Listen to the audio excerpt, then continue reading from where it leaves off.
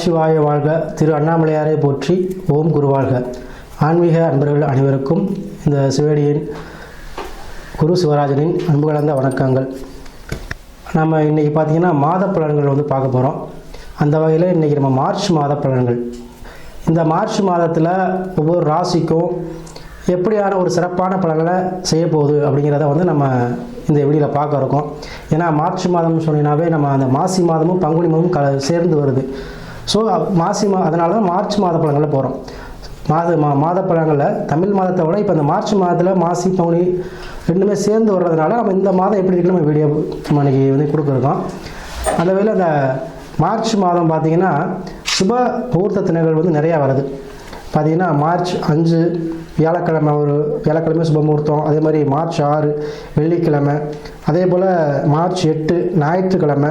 அப்புறம் பார்த்திங்கன்னா மார்ச் 16 அது பங்குனி மாதம் 2ஆம் தேதி, அது திங்கட்கிழமை.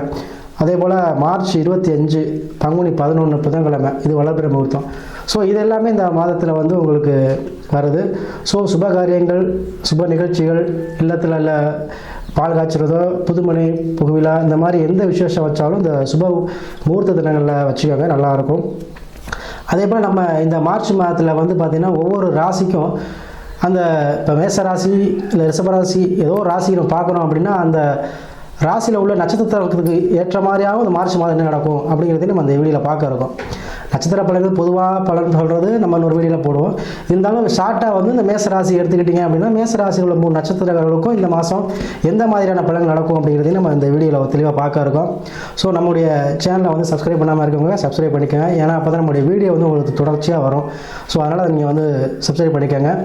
அதே போல் நிறையா இந்த மார்ச் மாதத்தில் பார்த்திங்கன்னா நிறையா மாசி மகம் இதெல்லாம் கூட வருது. மாசி மகத்துக்கு பார்த்திங்கன்னா அந்தந்த அருகில் கூடிய சிவன் கோயிலில் உள்ள தெய்வங்கள், உலா தெய்வங்கள்லாம் உலா வருவாங்க. ஸோ அதை வழிபாடு செய்யுங்க. அதை அந்த நேரத்தில் மாசி மகத்துக்கு கிராமங்களாக இருந்தீங்கன்னா கிராமங்களுக்கு தெய்வங்கள் வரும். ஸோ உங்களால் முடிஞ்ச அன்னதானம், பொங்கல் ஏதோ வச்சு கொடுங்க. இதெல்லாம் சிறப்பான விஷயத்தை உங்களுக்கு சிறப்பான பலன்களை தரும். குடும்பத்தில் கஷ்டங்கள், சூழ்நிலைகள், பிரச்சனைகள், இல்லை கணவன் பிரச்சனை எதாக இருந்தாலும் இதை நீங்கள் செஞ்சீங்கன்னா அதாவது நம்மளை தேடி தெய்வம் வரும்போது நம்மளும் இல்லாதவங்களுக்கு நம்ம செய்யணும். அதாவது குறிப்பாக அன்னதானம் செய்யணும். ஸோ அதை செஞ்சீங்கன்னா நல்லாயிருக்கும். ஸோ அதனால் சிறப்பான இந்த மார்ச் மாதத்துக்கு நம்ம ஒவ்வொரு ராசிக்கும் இப்போக்கி நம்ம பலன்களை பார்ப்போம்.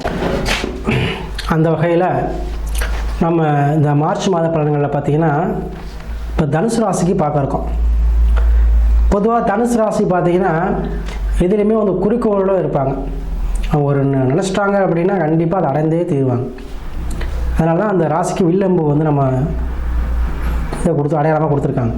ஸோ எப்படி வில்ல அம்பு நாலு புறப்பட்டு கரெக்டாக இலக்கு அடையுதோ அந்த மாதிரி இலக்கு அடையக்கூடியவங்க, அந்த சிந்தனையை கொண்டவங்க. பெரும்பாலும் அவங்க ஒரு உபதேசம் செய்யக்கூடியவங்களாக இருப்பாங்க. மேக்சிமம் இந்த கல்வி நிலையங்கள் வேலை பார்க்குறவங்க, கல்வி நிலையம் வச்சுருக்கவங்க, இவங்களாம் கூட இருக்கலாம். நிறைய பேர் இந்த தனுசு ராசி அன்பர்களாக இருப்பாங்க. பொதுவாக இந்த மார்ச் மாதம் பார்த்திங்கன்னா மாசி மாதமும் பங்குனி மாதமும் 2 தமிழ் மாதம் சேர்ந்து வருது. ஸோ சுப நிகழ்ச்சிகள் அதிகமாக நடைபெறக்கூடிய காலகட்டம் இந்த மார்ச் மாதம். அந்த வகையில் தனுசு ராசிக்கு இந்த சுப நிகழ்ச்சிகள், திருமண சார்ந்த விஷயங்கள், இல்லத்தில் ஒரு மன மகிழ்ச்சியாக இருக்கக்கூடிய சொந்த பந்தங்கள் சேரக்கூடிய அமைப்புகள் எல்லாமே இந்த மார்ச் மாதம் வருது. மார்ச் மாதத்தில் இந்த தனுசு ராசியின் ராசி அதிபதியான குரு பகவான் அவருடைய 7ஆம் பாவமான புதன் வீட்டில் இருக்கார், மிதுன ராசியில் இருக்கார். பொதுவாகவே ஒருத்தருக்கு திருமணம் நடக்கணும் அப்படின்னு பார்த்தீங்கன்னாவே அந்த ராசிக்குரிய அதிபதி என்ன ஆகணும், அந்த ராசிக்கு 7லேயோ அந்த ராசிலேயோ வரணும். அப்போ தான் அவங்களுக்கு திருமணம் சார்ந்த விஷயங்களையும் நம்ம பேச்சுவார்த்தை ஏற்படுத்த முடியும்.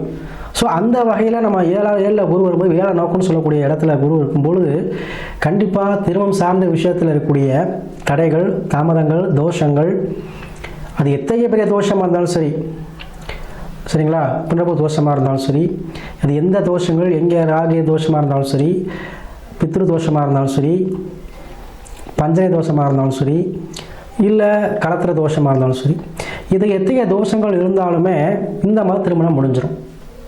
ஏன்னா ராசி விதி 7ல் இருக்கார். அப்போ திருமணம் சார்ந்த விஷயத்தில் தனுசு ராசி அன்பர்கள் நீங்களே முன்னெடுப்பீங்க.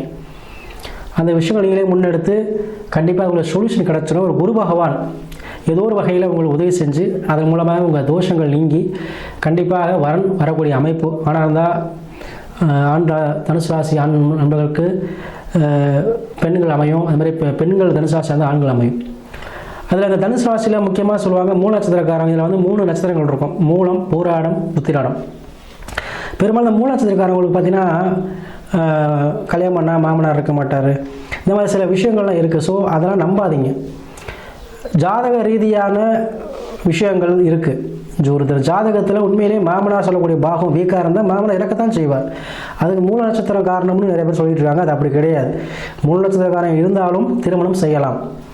சரிங்களா? உண்மையிலே பாதிக்குமா பாதிக்காதா அப்படிங்கிறது பெண்ணோட ஜாதகத்தில், ஆணோட ஜாதகத்தில் நம்ம ஆய்வு செய்யணுமே தவிர இவருக்கு மூல நட்சத்திரம் பொண்ணு கொடுக்கக்கூடாது அப்படின்னு அந்த நிறைய பேர் சொல்லி வச்சுருக்காங்க. அது உண்மை கிடையாது.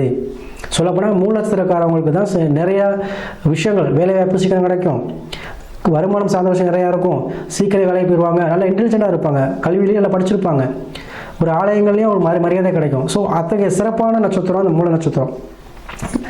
ஸோ அதாவது அருமனோட நட்சத்திரம், ஆஞ்சநேய நட்சத்திரம், அது எதுவும் எதிர்விடக்கூடிய நட்சத்திரம். ஸோ அப்படிப்பட்ட மூல நட்சத்திரக்காரங்களுக்கும் சரி இந்த மாதம் திருமணம் நடந்துருங்க. சரிங்களா? ஏன் இதை சொல்ல வரனா, மூல நட்சத்திரம் சொல்லி இருக்குன்னு சொல்லிட்டு கண்டிப்பாக யாரும் என்னென்னா மாப்பிள்ளை வேண்டாம் இல்லை பொண்ணு வேண்டாம்னு சொல்லாதீங்க. சரிங்களா? இது ஒரு ஜாதகத்திலுமே உண்மையாகவே தாய்ஸ்தானம், தந்தை ஸ்தானம் ப்ளஸ் மாமனார் பாகம் இது ரெண்டையும் ஆய்வு செஞ்சு உண்மையிலே வீக்காக இருந்தால் அது கண்டிப்பாக அது மூல நட்சத்திரம்னு இல்லை, எந்த நட்சத்திரக்காரங்க இருந்தாலும் வீக்காக இருந்தால் நம்ம சொல்லிக்கலாம். உண்மையிலே பார்த்தீங்கன்னா இல்லை வேணாம்னு சொல்லிக்கலாம். பட் மூல நட்சத்திரம் மட்டும்னு சொல்லி எதுவும் பண்ணாதீங்க. ஸோ இந்த யாரை அதை சொல்கிறேன் அப்படின்னா, சில இந்த மூல நட்சத்திரம் வச்சு நிறைய பேர் வந்து பொண்ணு பார்க்குற நம்ம சொன்னாலும் அவங்க என்ன பண்ணுறாங்க, ஏன்னா மூல நட்சத்திரங்கிறாங்க. ஸோ இதை வந்து புரிஞ்சுக்காங்க. சரிங்களா? அதே போல் இதில் வந்து பார்த்திங்கன்னா பூராட நட்சத்திரக்காரங்க பார்த்தீங்கன்னா, அதாவது பூராட நட்சத்திரம் பொதுவாகவே கஷ்டத்தை கடந்து வந்தவங்க. அது கல்யாணம் முடிஞ்சவங்க கஷ்டம்தான், பிறக்கும் போதே கஷ்டம்தான். பூராடத்துக்கு அது ஒரு விதி விலக்கு, அது ஒரு விதி. சரிங்களா? ஸோ பூராடத்தில் ஒரு பெண்ணோ ஒரு ஆணோ பிறந்தால் அவங்க ஆரம்ப காலகட்டத்தில் என்ன பண்ணியிருப்பாங்க, கஷ்டம் அனுபவிச்சிருப்பாங்க. ஸோ இந்த மாதத்தில் பூராட நட்சத்திரக்காரங்களுக்கு கணவன் மனைவி பிரச்சனை இருந்தாலும் சரி, இல்லை கணவன் மனைவியில் இடையிலே வந்து கோர்ட்டு கேஸ் பிரச்சனை இருந்தாலும் சரி, அது சரியாகக்கூடிய மாதமாக இந்த மாதம் உங்களுக்கு இருக்கும். ஏன்னா திருமணம் சார்ந்த விஷயத்தில் தான் குரு இருக்கா. ஸோ திருமணம் சார்ந்த விஷயங்களில் உங்களுக்கு வந்து பிரச்சனைகள் தீருங்க. இப்படி புதிதாக திருமணம் விரும்பவும் செய்யலாம். அதில் உத்திராட நட்சத்திரம் பார்த்தீங்கன்னா இந்த வாட்டி அரசு சம்மந்தப்பட்ட வேலை தேடுறவங்க, அரசாங்கத்தில் அனுகூலம் தேடுறவங்க, அரசு லோன் எதிர்பார்க்குறவங்க, அரசியல்வாதியாக இருக்கக்கூடியவங்க, இவங்க எல்லாமே ஒரு மிகச்சிறந்த நன்மையை செய்யக்கூடிய மாதம் அந்த மாதம் இருக்குது. அது இல்லாமல் இந்த ராசி பார்த்தீங்கன்னா 3ஆம் பாவத்துடைய கும்பத்தில் புதன், ராகு, சுக்கிரன், சூரியன், செவ்வாய் எல்லாமே இருக்குது. ஸோ இடம் விட்டு இடம் நகர்றது, ஒரு டிஸ்ட்ரிக்ட் போகிறது, இல்லை ஒரு வெளிநாடு போகிறது, இல்லை பழைய இடத்த விற்றுட்டு புது இடம் வாங்குறது, இல்லை பழைய மனையை இடிச்சுட்டு ஆல்ட்ரேஷன் பண்ணுறது, இந்த மாதிரி விஷயங்கள், ஏதாவது ஒரு ஆல்ட்ரேஷன் பண்ணுறது. சரிங்களா? அந்த மாதிரி விஷயங்கள் நடைபெறும். இருக்கிற இடத்துல நீங்கள் ஏதோ ஒரு புதிய முயற்சியில் ஈடுபடுவீங்க. அதே போல் அடிக்கடி சிறு பயணங்கள் ஏற்படக்கூடியவங்களுக்கு அது வந்து அந்த பயணங்கள் வந்து இப்போ சீக்கிரமே அமையும். இப்போ நினச்சிட்டு இருப்பீங்க பக்கத்தில் போயிட்டு வருவோம், அந்த டிஸ்ட்ரிக்ட் போயிட்டு வருவோம், அதுக்கு போயிட்டு வருவோம், சிறு பயணங்கள் சுற்றுலா போயிட்டு நினைக்கிறவங்களுக்கு இந்த மாதம் அது நடைபெறும். அதே போல் எந்த விஷயமா இருந்தாலும் உங்களுக்கு 3ஆம் பாவம் செயல்படுவதால் முயற்சி எடுத்தீங்கன்னா வெற்றியை பெறுவீங்க. முயற்சிகளுக்கு செஞ்சீங்கன்னா கண்டிப்பாக வந்து உங்களுக்கு நன்மையை பயக்கும். சரிங்களா? ராசிநாதன் கொஞ்சம் வக்கரம் பெற்று இருப்பதனால பாதிக்காது. அதாவது கொஞ்சம் பண காசு விஷயத்தில் மட்டும்தான் கவனங்கள் தேவை. யார்கிட்ட என்ன பண்ணாலும் பண விஷயத்தில் கொஞ்சம் கரெக்டாக இருந்துக்காங்க. மற்றபடி உங்களுக்கு எதுவுமே பண்ணாது. இந்த மாதத்தில் நீங்கள் வந்து கண்டிப்பாக வந்து சிவபெருமான் வழிபாடு செய்வது, சிவபெருமான் ஆலயங்களுக்கு சொல்வது, இந்த மாதிரி விஷயங்களில் போய் நீ செஞ்சீங்கன்னா இந்த உங்களுக்கு பண முடக்கங்கள், பண தேக்கம், அதே போல் தடை தாமதங்கள் எதுவாக இருந்தாலும் இந்த மாதம் நீங்கி நீங்கள் நினைத்த காரியங்கள் நடைபெறும். அவங்களுடைய சின்ன சின்ன ஆசைகள் எல்லாமே நிறைவேறுங்க. வீட்டுக்கு தேவையான பொருட்கள் வாங்குவீங்க. இதெல்லாம் விஷயமும் நடக்கும்.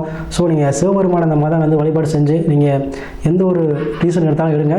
கண்டிப்பாக உங்களுக்கு வெற்றி வாய்ப்பை கொடுத்தே தீரும்.